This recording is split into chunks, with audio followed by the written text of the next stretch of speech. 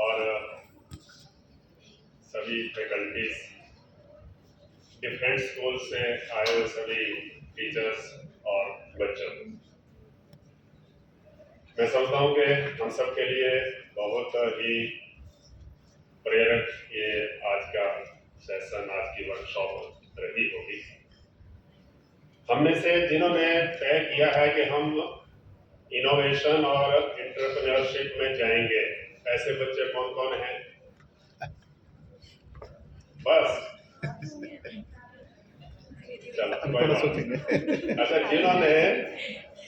जिन्होंने सोचा है कि जॉब ही करेंगे, जॉब ही, जैसा बताया ना मीनाक्षी जी ने कि है तो बड़ा सेफ है, टाइम पर सैलरी मिल जाएगी, जिंदगी बढ़िया चलेगी, मॉर्निंग 8 to 2 अगर स्कूल में है और अगर दूसरे ऑफिस में है तो 9 to 5, तो जिंदगी चलेगी तो बढ़िया। लेकिन हमारे प्राचीन कहावत है भारत में, हमें से शायद टीचर्स ने तो सुनी होगी, क्या? उत्तम खेती मध्यम बान, निकृष्ट चाकरी भीख निदान। किसने सुनी है? टीचर ने तो सुनी है, बच्चों को भी शायद आइडिया तो आ गया होगा इससे। हमारे बुजुर्गों ने लाइफ लॉन्ग बड़े अनुभव के बाद ये निष्कर्ष निकाला था कि सबसे श्रेष्ठ, अगर आपने कोई कैरियर चूज करना है, जिनके पास जब ये कहावत बनी होगी तब सबके पास इनफ लैंड कल्टीवेशन के लिए रही होगी, क्योंकि हम सब जानते हैं जो कहावतें, प्रोवर्ब्स जो बनती हैं वो लोकल एनवायरनमेंट और परिस्थिति में से बनती हैं। तो उसमें बताया कि राजा जो होता है वो किसान होता है, सबसे ना किसी की नौकरी, ना किसी का डर भय, ना ऑर्डर्स ओबे करने की चिंता। तो इसलिए कहा उत्तम खेती, अगर कैरियर किसी ने लेना हो तो खेती लेना चाहिए, हमारे बुजुर्गों का उस समय का निष्कर्ष होता है। और सेकंड नंबर पर है एंटरप्रेन्योरशिप, जिसको वाहन यानी व्यापार, बिजनेस। और ये जो नौकरी है ना, जिसको हम बड़ा सेलिब्रेट करते हैं, सॉरी तो जो नौकरी में है उनको they should not take it otherwise, लेकिन नौकरी को लेने को सेलिब्रेट तो हम करते हैं, लेकिन इज इट वर्थ सेलिब्रेटिंग? मानो मैंने किसी के यहाँ मैं नौकर हो गया, चाहे वो सरकार के पास हुआ चाहे किसी प्राइवेट पर्सन के पास हुआ, तो वो सेलिब्रेट करने जैसी कोई बहुत ज्यादा शायद ऐसी नहीं है। जबकि सेलिब्रेट करने लायक क्या होता है कि हम किसी ओनर बने, मालिक बने, फिर तो वर्थ सेलिब्रेटिंग है। लेकिन अगर हमने yes sir, no sir, yes ma'am, no ma'am, अगर इतनी डिग्रियां लेने के बाद भी अगर हम उसी ट्रैक पर हमें जाना पड़े तो शायद, तो इसलिए कहा कि मध्यम बान, second priority should be for business and entrepreneurship. और उत्तम खेती, मध्यम बान, निकृष्ट चाकरी और भीख जो है वो लास्ट ऑप्शन है जीवन को चलाने का। लेकिन और जब भारत का वर्ल्ड की ट्रेड में 29 या समथिंग 24th, आज हम पूरा जोर लगाने के बाद भी वर्ल्ड ट्रेड में इंडिया का हिस्सा कितना है, तो शायद मुश्किल से अभी 2-4% तक भी चला गया हो तो पता नहीं। लेकिन हम में से बच्चों को शायद ये नई जानकारी हो सकती है कि जब भारत सोने की चिड़िया था, जब भारत तो उस समय वर्ल्ड ट्रेड में भारत का हिस्सा मोर देन 24 था। अर्थात हम बिजनेस में और दुनिया को लीड करते थे, और जो एक्स्ट्राऑर्डिनरी ग्रोथ के चांस भी बिजनेस में ही है। नौकरी में तो इंक्रीमेंट ही है जो अगले साल लगी तो ठीक है क्यों जी, हालांकि सरकार में तो लग ही जाती है, प्राइवेट में थोड़ा उसके लिए भी इंतजार करना पड़ता है। तो वहां ग्रोथ की एक लिमिटेशन है, लेकिन business knows no wants to grow. ये ठीक है, जो मीनाक्षी जी ने कहा कि रिस्क भी है, थोड़ा डिस्टर्बेंस भी है, जगना भी पड़ता है, सब कुछ है, लेकिन वो तो हम सब जानते ही हैं। इकोनॉमिक्स में आप लोग पढ़ेंगे, ग्रेजुएशन में एक चैप्टर में आता था, higher the risk greater the profit. ये तो लाइफ का एक बेसिक फिनोमिना है, एक सिद्धांत ही है। अगर हम चाहेंगे सेफ चलना तो सेफ में जिंदगी तो कट सकती है, लेकिन आपके ग्रोथ के चांसेस भी उतने ही लिमिटेड हैं। अगर हम चाहते हैं कि जीवन में एक्स्ट्राऑर्डिनरी ग्रो करें तो उसके लिए तो फिर नौकरी इज नो वे आउट। तो खैर बहुत बढ़िया, मैं समझता हूँ कि ये अच्छा प्रयास है जिज्ञासा इस प्रोजेक्ट के अंतर्गत हमारे इस CSIR का, CSO का।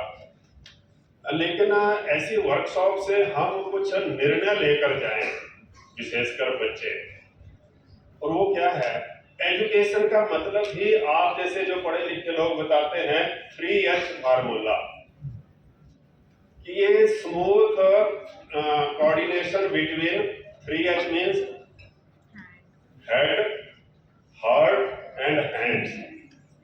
आज एजुकेशन एक जगह सीमित हो गई है, वो कहां पर, ओनली दिस एरिया, यानी हमने BA BSc अच्छे नंबर, मींस क्या कि इसको हमने भारी कर दिया। लेकिन असली भारत में और अब दुनिया भी इस बात को मान रही है कि एजुकेशन का मतलब केवल हैवी हेड नहीं है, सिर भारी कर लिया, ज्यादा से ज्यादा सिद्धांत रट लिए, सारे फार्मूले याद हो गए, इट इज ओके। लेकिन how to behave in your family, how to respect your teachers, how to move in society, क्या ये एजुकेशन का पार्ट नहीं है, या ये होना नहीं चाहिए? इसलिए इसको 3H फार्मूला लोग बताते हैं कि बेटर और smooth coordination between head, heart and hand. आज आदमी जितना पढ़ लिख जाता है वो हाथ से काम करने में ही फील साइज, और व्हाइट कॉलर जॉब का जो कंसेप्ट है वो भी शायद इसी में से आया कि सबसे बढ़िया कैरियर क्या है, तो सबसे बढ़िया कि कुर्सी मिल जाए, एक बढ़िया अच्छा इसमें, और कुर्सी बेशक जाए बाजमैन की ना मिल जाएगा लेकिन कुर्सी चाहिए। क्या ये जीवन का कोई सिद्धांत हो सकता है? तो इसलिए ये जो हमारा हाथ से काम करना, today we need to glorify this hands of activity, जिसको कहते हैं कि हाथ से काम करने में संकोच कैसा, शाइनेस कैसी। महात्मा गांधी जी किसी घर में रुके थे तो वहां एक बहुत बड़े उद्योगपति का बेटा उनको मिलने आया। तो गांधी जी को प्यास लगी थी तो उन्होंने कहा कि एक गिलास पानी। तो पहले तो नौजवान थोड़ा ऊपर नीचे देखे, लेकिन लगा कि कमरे में कोई और है नहीं और गांधी जी का नाम भी बड़ा है और रिस्पेक्टफुली वो मिलने आया भी था। तो उसने जैसे कैसे भी करके और बाहर जाके एक गिलास पानी का लेकर आया। गांधी जी उसकी मेंटेलिटी को भांप गए। तो अभी गांधी जी को उसको ले ही रहे थे, ग्रहण कर ही रहे थे, तो उतने में नौजवान कहता है, mister Gandhi, it is my first time कि मैंने अपने हाथ से गिलास उठाकर किसी को सर्व किया हो। It is my first time. अपने आप को तरफ बड़ा बताने के चक्कर में कि मेरे घर में इतने नौकर हैं, इतना मैं प्रॉस्पेरिटी में जीवन जीता हूँ, तो मैंने आज तक किसी को पानी पिलाने के लिए गिलास ही हाथ से उठाया। तो गांधी जी ने हाथ अपना पीछे खींच लिया। अच्छा, कहा कि ऐसे व्यक्ति से मैं पानी ग्रहण नहीं कर सकता। लेकिन आज क्या है कि जो हाथ से काम करना, इसको बिलो डिग्निटी हम लोगों ने मान लिया, जबकि एजुकेशन का मतलब ही हैंड्स, हेड और हार्ट। और हार्ट का तो बड़ा मजेदार है, हार्ट तो इज मिसिंग वेरी, जिसको कहते हैं कि इस सारे सिस्टम में से हार्ट तो बड़ी तेजी से मिसिंग हो ही रहा है। जितना बच्चा ज्यादा मेरिटोरियस होता है उतना ज्यादा वो एरोगेंट होता है। Why it is so? वो पेरेंट्स के लिए भी प्रॉब्लम है, क्लास में क्लास टीचर्स के लिए भी प्रॉब्लम है, वो सोसाइटी में भी प्रॉब्लम बनता जा रहा है। इसका अर्थ क्या है? जो एजुकेशन उसके हेड में तो चली गई, लेकिन हार्ट को उसने वाटरिंग नहीं की। हार्ट को जो उसने पानी देना था, सिंचित करना था, वो नहीं कर सकी एजुकेशन। तो ये जो विद्या भारती है, DHE, जो आज इस वर्कशॉप के साथ कोलैबोरेशन में है, तो ये जो विद्या भारती है, ये अपने बच्चों में हेड, हार्ट एंड हैंड्स, इन तीनों को मिलकर हमारी नई जनरेशन कैसे आगे बढ़ सकती है, इस पर प्रयास कर रही है। तो आशा है कि हम सब मिलकर और नए भारत का जो निर्माण करेंगे, उसमें हमारे बच्चे, उनका दिमाग भी मजबूत होगा, विजडम में, इंटेलिजेंस में भी हमारे बच्चे आगे निकलेंगे। लेकिन हमारा heart, our heart should bleed for the poor. हम कितना भी पढ़ लिख गए, लेकिन अगर हमारे दिल में किसी गरीब के प्रति दर्द नहीं जगा, अगर हमारे मन में किसी के प्रति उधर कोई बेबस बहाता है आंसू, इधर भीग जाता है दामन हमारा, अगर ऐसा दिल हमने नई पीढ़ी के अंदर इंसर्ट नहीं किया, तो एजुकेशन का purpose, the basic purpose of education will be defeated. तो इसलिए हम सब मिलकर ऐसे भारत का निर्माण करने के लिए, ऐसी युवा पीढ़ी का निर्माण करने का प्रयास कर रहे हैं। तो मैं बच्चों से आशा करता हूँ कि हम अच्छे नंबर लें, बहुत अच्छा हम परफॉर्म करें अपने एग्जाम में, लेकिन इसके साथ साथ हम अपने मन को, अपने दिल को भी देश के लिए, समाज के लिए, सोसाइटी के लिए विकसित करें और हाथ से काम करने में गर्व महसूस करें, संकोच करने के बजाय।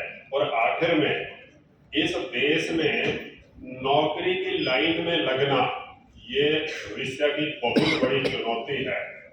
कोई भी सरकार तो क्या, इवन भगवान भी अगर चाहे तो भी सबको नौकरी नहीं दे सकता। इसलिए अच्छा है अगर हम अभी से अपना माइंड सेट ऐसा बना लें कि हम नौकरी, जॉब सीकर की जगह हम जॉब प्रोवाइडर की लाइन में अपने आप को खड़ा करेंगे। हम 25-50 लोगों को रोजगार देंगे। तो ऐसा अगर हम इसी उम्र में संकल्प ले लेंगे, तो मैं सोचता हूँ कि हम ठीक डायरेक्शन में आगे बढ़ेंगे। बहुत बहुत धन्यवाद। नमस्कार।